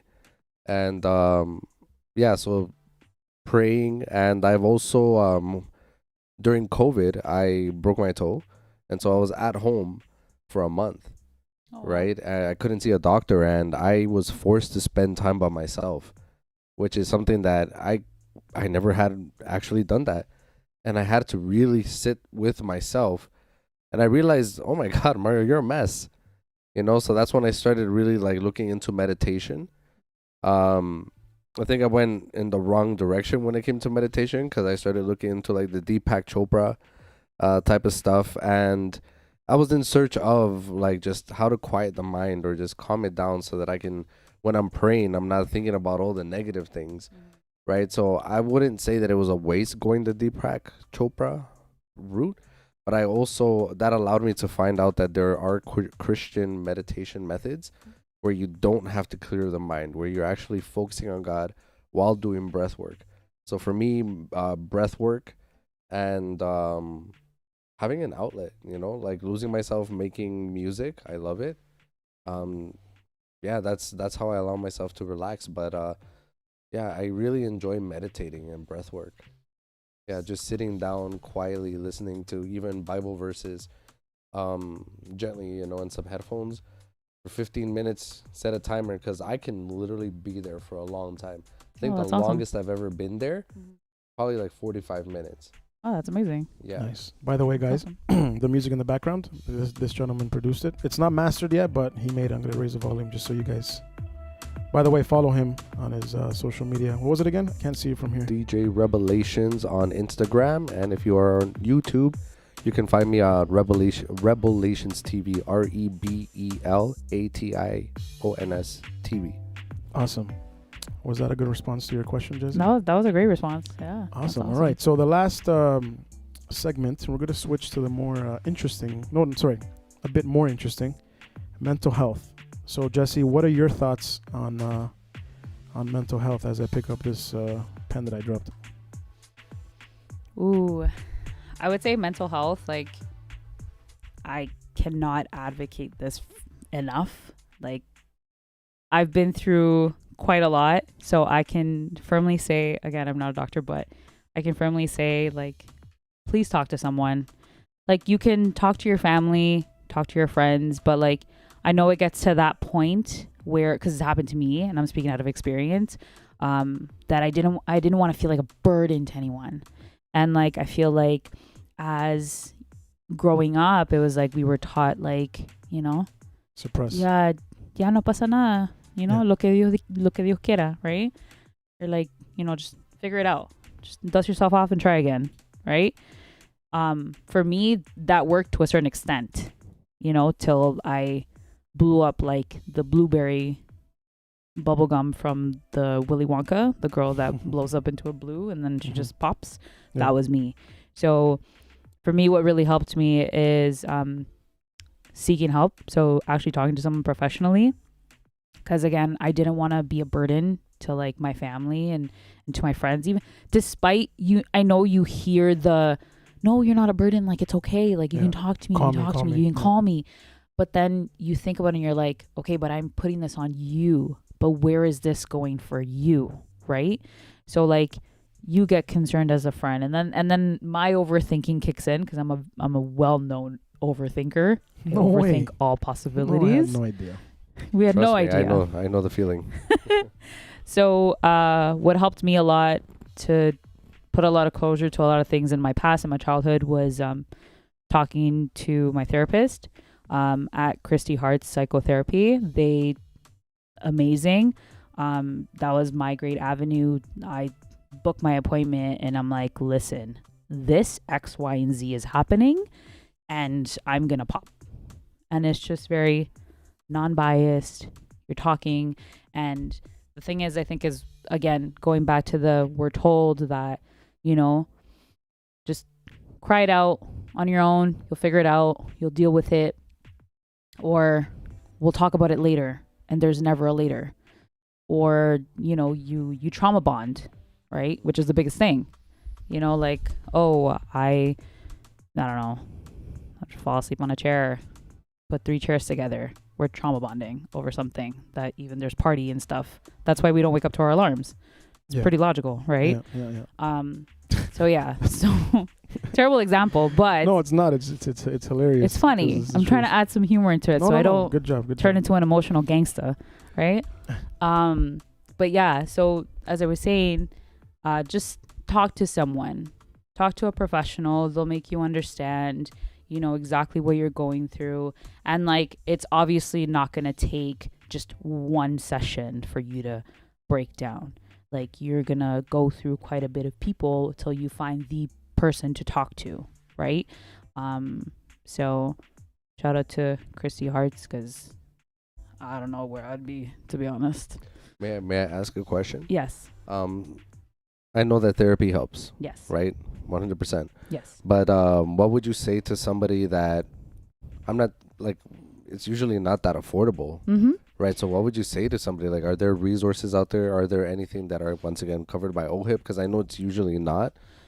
But It's usually not. But what the city does have is they do have a 24-hour hotline. They have a specific hotline. It's also on Epilepsy Toronto's website and the endometriosiscanada.org website. They have all the numbers there. So even if you want to call as anonymous, you're more than welcome to. Their office, I think, is open from like 4 p.m. till like 4 a.m. or something like that. Don't quote me because I might be wrong, but they're open. They have their times there. And you can call anonymous. You don't give your name. You don't give... Again, I've called them and I've spoken to some nice people, and I've spoken to some people where like, I'm like, I don't want to talk to you anymore. I'm good. Like, you have those moments, and that's okay. Right? So, because like oftentimes we don't want to tell, you know, our loved ones the things that we're going through. You don't want to put a burden, or you don't want the el chisme que anda nanda nanda, right? So that's another thing too. But again, seeking professional help it helped me, in my opinion. Again, I'm not a doctor. I'm just going based off of the experience that I had. So there are many different avenues that the city does provide to everybody and anyone. Doesn't matter who you are, where you're from, what color, doesn't matter. Everybody and anybody can call this line and can communicate with someone, and they're actually therapists and psychotherapists that are behind these toll numbers, and they're free, that you can call from anywhere. Mm-hmm. So to add a little bit to what Mario was saying about the whole pandemic and being alone, I think that's another reason. If for me, obviously the pandemic was very scary for all of us, right? Because it was something that's never happened before, and there was too many uncertainties. Like, we didn't know what was going to happen, you know. But with me, I think it was a blessing in disguise in many ways, because going back to what Mario said, being alone, right? Being alone in our thoughts, that is scary but necessary, right? For example, me going back to what I was saying, right? Before, whenever life was kicking me, I didn't want to stay home, right? Whether because maybe the problems were happening at home, or whatever, right? So that's where we would find those escapes, whether it be with friends or whatever it is, right? But just again, adding to what you were saying too, like, guys, man, like, those that matter don't mind that you reach out, right? And those that mind that you reach out, they don't matter. I know it's not something that people want to say, or sometimes they want to hear, but it's the truth. You know, one thing that I've said before on the show, and I've said it, I'm going to say it again, something that my father's always taught us from when we were kids, is show me who your friends are and I'll show you who you are. Right? Your network is your net worth, right? So don't ever be ashamed or feel scared or any of that stuff to speak up. You know what I mean? And even again, reaching out to me, reaching out to Jessy, reaching out to Mario. Like, one thing, again, those people that don't know, I am one of the owners of Oye Latino, so I'm the one in charge of posting everything on there. And for example, today, and I'm going to try and do this more, not as much, but I'm going to try and be more consistent with it. But I like posting these mental health check posts on our stories, right? And I pretty much put like a little poll there, you know, pretty much asking people, hey, sorry, not asking, but just having options. So those people that message that clicked on, for example, it's been tough these last couple of days, I'll message them, you know, through Oye and being like, hey, hang in there, it's going to be fine. If you need anything, reach out. You know, because it's necessary, right? We can't hold this stuff in. We come from a generation. We come, again, and not just Latinos, but in general, we come from a way of being raised where we have to suck it up, princess, and keep going. And yes, sometimes we have to, but it's not something we always should do. because again, the more we hold into things, sometimes we start hurting ourselves, which in returns we start hurting others. So yeah, that was just my input on that part. I don't know, Mario, if you want to add anything to that. Not to add to that, but I was just thinking. Sorry, I know that we're also running out of time. Yeah. We haven't really talked a whole lot about your photography work. Like more details about it, right? Part 2. Thank you so much for speaking to us about the different topics, right, that you brought today. Like, I had no idea what endometriosis was. Of course. Right? I'm actually shocked that I know how to say that multiple times in one day without screwing it up. Yeah, because I screwed it up last time. Right? But Big time. what has been your favorite gig that you've had done a photo shoot for? I would 100% have to say La Fuente. Like, The anniversary? the nice, anniversary. Nice. And the reason why is because as a kid, I grew up going to La Plaza Latina. Like, I grew up going to Martita stand and like getting, a smoothie. And like, I remember sitting at the table that's right across from the smoothie shop, and we would sit down with Jona's dad, and he DJ'd, I think, my confirmation or something, my communion. But like, it was a full circle moment, because I was like, holy cow, it's been 30 years that like this has been open. Like, that is amazing. Why are you going to make me cry at the end of the show? Anyways, go ahead. Shout out to La Fuente. Shout out to La Fuente, Doña Martita. Yeah. Adoro sus jugos. Ya le vengo a visitar. Yeah, those are honestly some very, very good smoothies. But- I'm tired of them. I'm kidding. But again, for me, it was a full circle moment, like, to see her on stage and thanking everyone, and like her finally seeing the fruits of her labor. And I know Jonah's crying in the back, but it's fine. But him also putting this out for his mom, because it was very important to him as well, right? To give his mom like her flowers as deserved. And she got that night. And she continues to get that praise every time someone goes to La Fuente de Puro Sabor, because it's a staple. It's not just a stand for us. It's not. It's literally where our childhood started, basically. So don't make me sound emotional, gangster Jonah. It's dangerous. Yeah, by the way, so for those again that might not know, for those that go to the Plaza Latina, my parents are the owners of La Fuente del Puro Sabor, so the juice stand that many of us have been going to. And just to again obviously add to what she was saying, we did a 30th anniversary already 2 years now, going to 3 years, where we brought La Sonora Dinamita. And that's where I also, so Jessy was part of the team. She was one of the photographers. Mario was behind the scenes as well, working at the bar and all that stuff. And if you guys go follow his page, his podcast, was it the podcast page that you had the behind the scenes video that you got done? Yeah, on my YouTube channel. What's that one again? Revelations TV. Okay, so he has, if you guys want to check it out, I'll post it during the on our story and stuff, after the show and stuff. But he did a little behind the scenes, so if you guys care to check it out, it was a beautiful experience. And just like Jessy said, being able to do this for my parents, that was one of the main reasons why I did it. But at the end of the day, like I said on the day of the show, like, it wasn't just for them. It was for the community. It was like as a thank you, because again, the clothes that I have on my back, the things that I've been able to accomplish is because of you guys, the people that have gone to the plaza and bought things for my parents, and not even just my parents, but supporting La Plaza Latina. You know what I mean? I've said this multiple times on the show, on different episodes. A lot of our parents leave their countries, they come here with nothing. You know what I mean? They don't even know how to speak. They came during times where there was a lot of racism, no work, and they did the best that they could. And the plaza for me, and not even just for me, but everyone that's gone there forever, it's taught us a lot, So that 30th anniversary was very memorable, and to be able to have accomplished that with these people here, and everybody else, like Nico was the MC, and my brother was part of it, and Georgie, and just everybody. There was a lot of people there that made it happen that day, and it's something that I personally am going to keep, keep it in my heart forever. I'm not going to cry, so you can keep looking at me. Cry, Jonah, cry. I'm good. I'm crying internally. No, it's yeah, man, again, I'm going to repeat it again. Your surroundings are very important. You know what I mean? Because when you have the right people around you, you will never be alone. You'll never feel alone. And just speak up, even with your voice, even when your voice shakes. So, yeah, Jess, I don't know if you want to add anything else. You guys are good before I start crying. No, definitely going back to to what you said. It's a huge staple moment, and it's open avenues for everybody.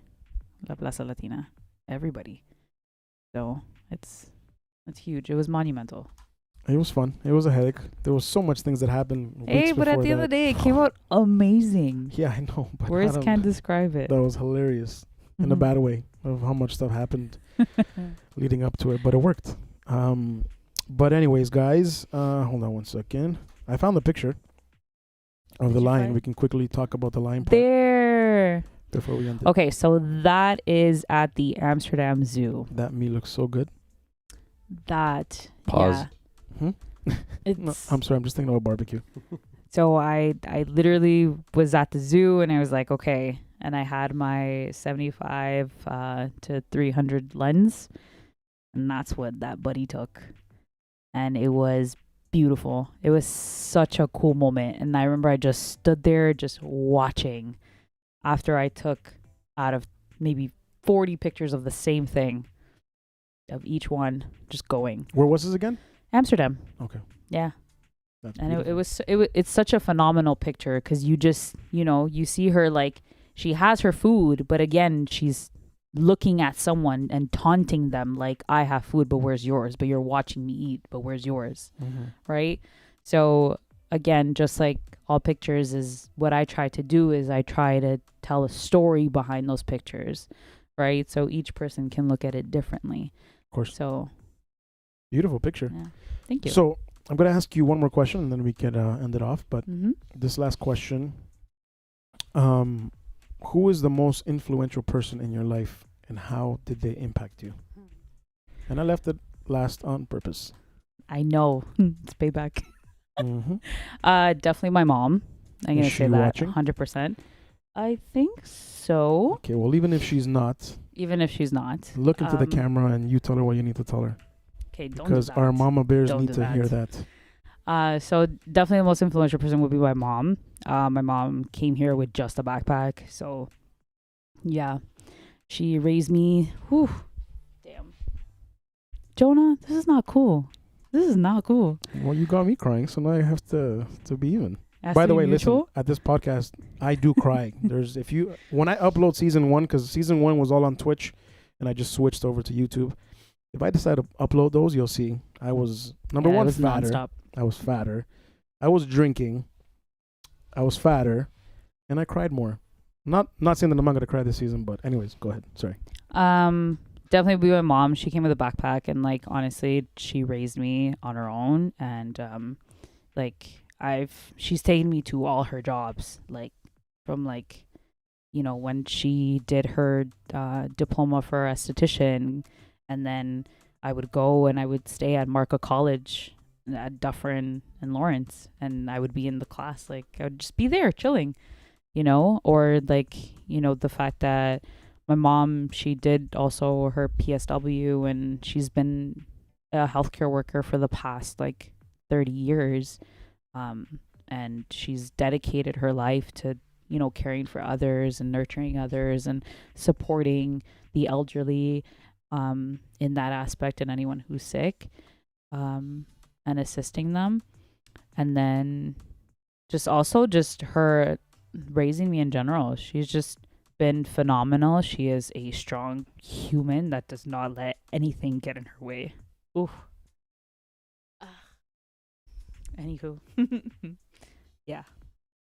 I said I wasn't gonna cry. Somebody's cutting onions in here, man. Facts. Sorry, guys. Sorry, not sorry. Yeah. But I'm grateful for my mom. So I love you, Shout out mommy. to our moms out there. Yes, moms. I don't want to cry. Fuck. Anyways. Yeah, we moms are the shit. Yeah. Because of her, I think we have because of our moms, the way we saw them work, that's why we have the work ethic that we have. And the heart.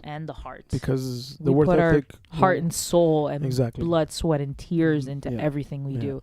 Because we see el esfuerzo que pone la mamá para el hijo. We see it.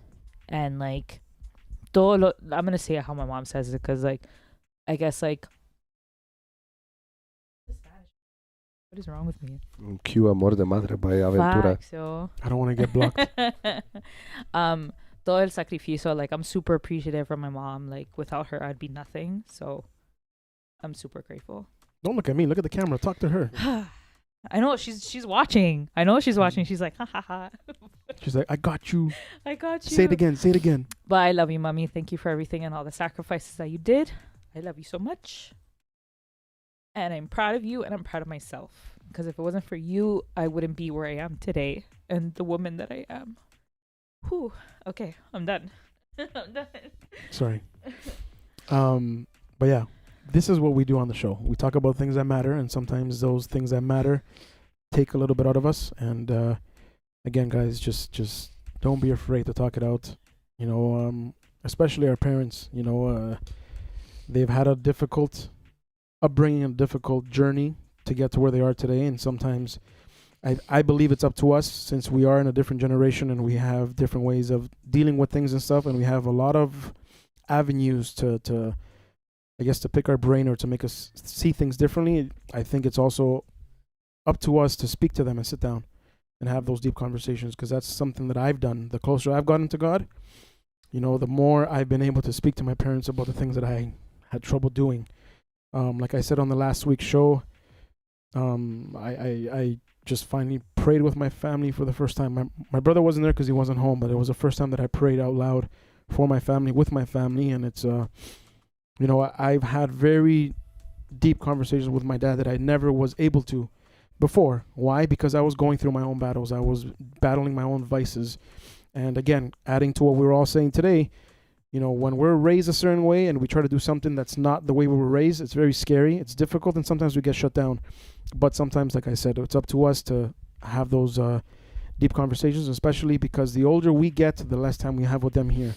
So don't ever be afraid of, you know, having those conversations with our parents, because I promise you, we'll love them more, and they'll love us even deeper for, you know, asking those questions. So, yeah, man. Thank you guys for tuning in. I know we went a little bit longer than expected. I'm trying to keep it between 120 and 130, but when you have my friends, people like Jessy here, it's very difficult to follow the plan, because there's just so much to talk about, and I hope you guys enjoyed it. And yeah, Mary, I don't know if you have anything to say before we start saying ciao ciao. No, honestly, just very grateful for the information that we learned today. Hopefully a lot of people will go back to the replay of this, share it with somebody. If you have not subscribed to the channel, please subscribe to the channel. Share it with somebody that, you know, it just likes learning stuff. You know, I want to see some vulnerability from your fellow Latinos here in the city of Toronto and beyond. But yeah, for the most part, yeah, I just want to say thank you, you know, for sharing. Awesome. I want to give Jona his flowers, because he obviously we need to save the best for last, and we need to get Jona to tear up a little bit. No, I'm kidding. I just want to say thank you so much to both of you guys for actually having this platform to be able to openly speak on things that are important. And like, you know, you're bringing awareness to things that like a lot, not just Latinos, but like to everybody in general, that are scared to talk about. And like, these are things that a lot of people want to talk about, but they stay closed off, right? Due to like, again, upbringings and stuff. So I just want to say thank you for the opportunity, for having me in this podcast. May God continue to guide you in the things that you're doing. I know that you have put your faith, and you can see the fruits of your labor and the stuff that you're doing. You're doing a phenomenal job. So always remember, Jona, I think I've been telling you this even beforehand. Always, always give yourself grace, because you don't give yourself enough grace. And I know that you push yourself to your limits, but just know that you are doing an amazing job as a podcaster, as a DJ, as a coordinator to Oye Latino, as to Lights, Camera, Accion, director, camera, all that jazz. Also as a friend, as a brother, as an uncle. You're doing an amazing job, and I want to give you your flowers, and to continue to push forward and excel in the things that you want to do, with always having God by your side, and your focal point being that you're putting this in his hands always. Okay? So just remember that the road is not going to be easy. But, you know, we all have to have faith, and you have that faith in God, as so do I, and He will guide you. Amen. So just know that, like, you are doing a great job, and even if you feel like days are tough and you just want to stay home, push yourself, pray, and find that motive, and that motive is going to be found, and it's through God's word. Amen. Thank Yeah. you. You're welcome. Good thing you stopped, because I was about to let it all out. But again, guys, thank you guys so much. Jessy, if you don't mind, just let everybody know where they could follow you and stuff. Yes. Okay, so thank you so much, guys, for joining the podcast. You can find me at Lozada Moves. I will, again, you can message me there about anything. Solid open book. Just send me a DM. I also have my link tree in the bio. So if you wanted to book a consultation for 30 minutes, it's free. So you can just click the link and then you can set up an appointment with me. We can do either FaceTime or over the phone, however you'd like. And then we can book a photo shoot for you. Okay? Perfect. Mr. Mario. All right. Yeah. So thank you, everybody. Once again, thank you, Jessy, for joining us. Creative director, thank you very much as well. Shout out to Jona as well for putting all of this together, man. It takes a lot. I know. Trust me. Yeah. Yeah, you can find me at DJ Revelations on Instagram. If you would like to book me for your gig, for something special that's coming up, your wedding, by all means, please hit me up at djrevelations@gmail.com, and we can have a little chat, or you can send me a DM on Instagram. And you could also find me on YouTube, Revelations TV. Have some fun. Go do a deep dive on the stuff that I share there, all right? Very interesting stuff. Mario, thank you again for being here. Jessy, thank you guys so much. I again. love you guys. And anyways, guys, this is Lights, Camera, Accion, season number 2, episode 3 with Jessy Lozada.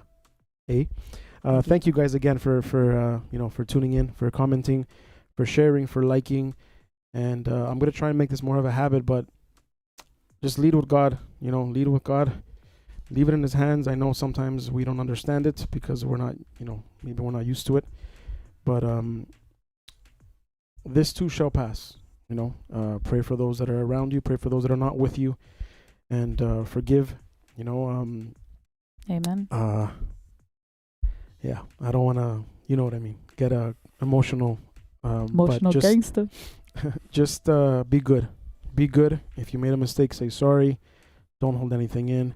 And I hope to see you guys next week. I might be doing the episode next week, Wednesday, just because I have corporate events till Tuesday night. But again, thank you guys for being part of the show. And I hope to see you guys next week. And just to end off again, I want to let you guys know this Saturday, please, para la gente de habla hispana that don't understand English, sorry for talking in Spanish right at the end, pero para este sábado de 12 a 4 p.m.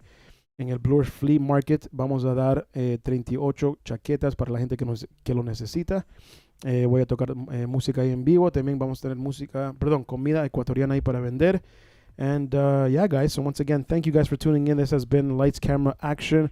I'll see you guys next week. Thank you. Be good. And if you're not good, give me a call. Take care, guys.